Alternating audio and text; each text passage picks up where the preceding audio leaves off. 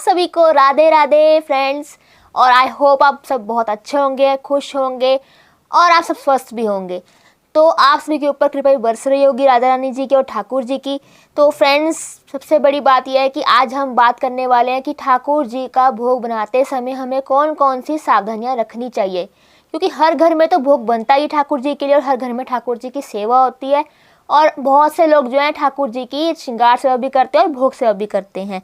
तो फ्रेंड्स देखिए, सबसे पहले हमें क्या सावधानी रखनी है कि ठाकुर जी का भोग बनाते समय हमें इस बात का ध्यान रखना है कि जहाँ पर हम ठाकुर जी का भोग बना रहे हैं, जिस जगह पे हम भोग बना रहे हैं या फिर जिस रसोई घर में हम भोग बना रहे हैं, वो रसोई घर बिल्कुल स्वच्छ होना चाहिए, साफ़ होना चाहिए। और हमें उसे बिल्कुल साफ़ रखना है क्योंकि हम ठाकुर जी का भोग बना रहे हैं, ठाकुर जी को भोग लगाने के लिए ही भोग बना रहे हैं। तो ये ऐसी बातें हैं जो हमें कुछ बातें जो है ध्यान में रखनी है। रसोई घर तो हमें साफ़ रखना ही रखना है क्योंकि ये बहुत इंपॉर्टेंट चीज़ है, क्योंकि वहीं पे हम ठाकुर जी का भोग बना रहे हैं।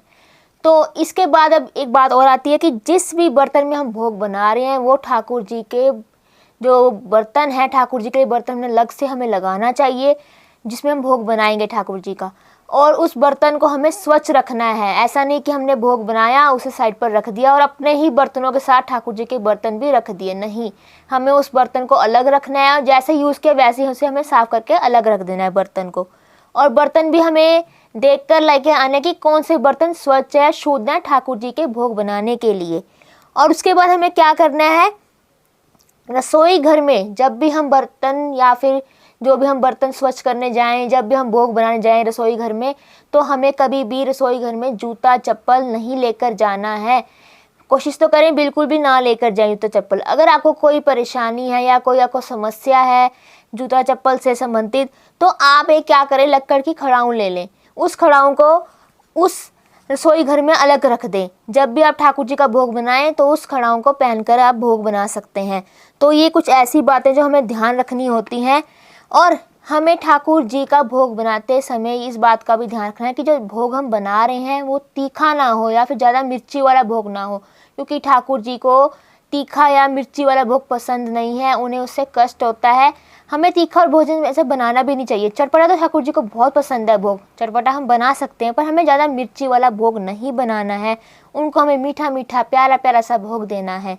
और फ्रेंड्स, हमें इस बात का और ध्यान रखना है कि जब भी हम भोग बना रहे हैं तो भोग जो होना चाहिए शुद्ध देसी घी का। अगर आप किसी भी कारण समर्थ नहीं है, शुद्ध देसी घी का प्रयोग नहीं कर पा रहे हैं, तो कोई भी अन्य तेल आप ले सकते हैं जो शुद्ध हो, जिसे हम भोग बना सकें, जिस खाने से हम भोग बना सकें। उसके बाद हमें क्या करना है, बिल्कुल हमें इस बात का ध्यान रखना है तेल को यूज़ करते समय कि वो तेल जो है कड़वा नहीं होना चाहिए, क्योंकि ठाकुर जी का भोग बना रहे हैं। तो ठाकुर जी को प्रसन्न करने के लिए, हम ठाकुर जी को या कि पेट भर जाए उनका, उसके लिए हम वहाँ भोग बना रहे हैं। तो हमें कड़वे तेल का बिल्कुल भी प्रयोग नहीं करना है, हमें अच्छा और शुद्ध घी का प्रयोग करना है। और भोग बनाते समय इस बात का भी हमें ध्यान रखना है कि जब भी हम भोग बनाएं तो हमें बिल्कुल भी बातें करते हुए भोग नहीं बनाना है। बिल्कुल भी इससे बातें नहीं करनी है या फिर कुछ भी बोलते हुए हमें भोग नहीं बनाना, क्योंकि कई बार क्या होता है हमारे मुख से कुछ कण निकल जाते हैं जो कि भोग में गिर जाते हैं। तो इसलिए हमें ठाकुर जी के भोग की स्वच्छता को देखते हुए, उनकी शुद्धता को देखते हुए हमें बिल्कुल बातें नहीं करनी है। और फ्रेंड्स, हमें इस बात का ध्यान रखना है कि जब भी हम भोग बनाएं तो मन में ठाकुर जी का चिंतन करते हुए बनाएं। और कुछ भी हम भजन वगैरह भी याद कर सकते हैं मन में अपने ठाकुर जी का बनाते हुए। उससे क्या होगा, जो हमारा भोग है बिल्कुल मीठा मीठा प्यारा प्यारा सा भोग बनेगा, जिससे हमारे ठाकुर जी भी प्रसन्न हो जाएंगे। तो फ्रेंड्स, हमें इस बात का ध्यान रखना है। और जब भी भोग बनाएं तो क्रोध से ना बनाएं, बिल्कुल भी हमें परेशानी से नहीं बनाना है ठाकुर जी का भोग, बिल्कुल प्यार से बनाना है। क्योंकि जब भी हम क्रोध की भावना से या फिर क्रोध से या हम कुछ भी ऐसी बात हो जाती है, हम क्रोधित हो जाते हैं तो हम भोग उठकर बनाने लग जाते हैं। तो हमें ऐसा भोग नहीं बनाना है, क्योंकि उससे भोग में अशुद्धता आती है, शुद्धता नहीं रहती है भोग में। तो हमें इन बातों का कुछ ध्यान रखना है भोग बनाते समय। और जब भी भोग लगाएं तो ठाकुर जी के भोग में तुलसी दल अवश्य रखें, क्योंकि बिना तुलसी दल के ठाकुर जी भोग नहीं लगाते हैं। आप सभी को पहले पता भी होगा और मैंने पहले भी कई बार बताया है आपको। तो इस बात का आप ध्यान रखें। ठाकुर जी को मीठे मीठे फलों का भोग लगाएं, मीठी मीठी चीज़ों का भोग लगाएं। जैसे कि बहुत सारी चीज़ें आती हैं जो हम घर में बना सकते हैं, फल फ्रूट वगैरह जो भी है, उससे हमें भोग बनाना चाहिए ठाकुर जी का। और बिल्कुल शुद्धता का ध्यान जरूर रखना है हमें। ठाकुर जी के बर्तन अलग रखने हैं हमें, जब भी भोग लगाने वाले भी जो अलग होने चाहिए, और जिसमें बर्तन जिसमें हम बनाएंगे ठाकुर जी का भोग, वो बर्तन भी अलग होने चाहिए।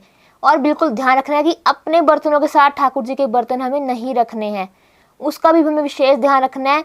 और जब भी हम यूज़ करेंगे तो उसको साथ साथ हमें अच्छे से स्वच्छ करके रख देना है, बिल्कुल भी उसे मिक्स नहीं करना है अपने बर्तनों में।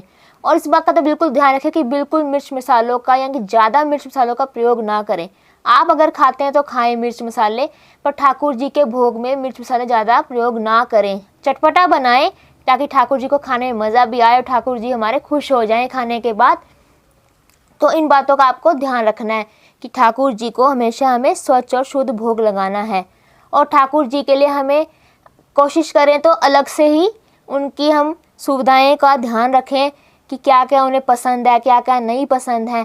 तो फ्रेंड्स, ये कुछ ऐसी बातें हैं जो हमें ठाकुर जी का भोग बनाते समय ध्यान रखना चाहिए, और हमें शुद्धता का भी बिल्कुल ध्यान रखना चाहिए। तो आई होप आप सबको बहुत अच्छा लगा होगा ये मेरा वीडियो। अगर आपको मेरे वीडियोस अच्छे लगते हैं तो इसे लाइक करें, शेयर करें और सब्सक्राइब करना ना भूलें। So friends, Radhe Radhe.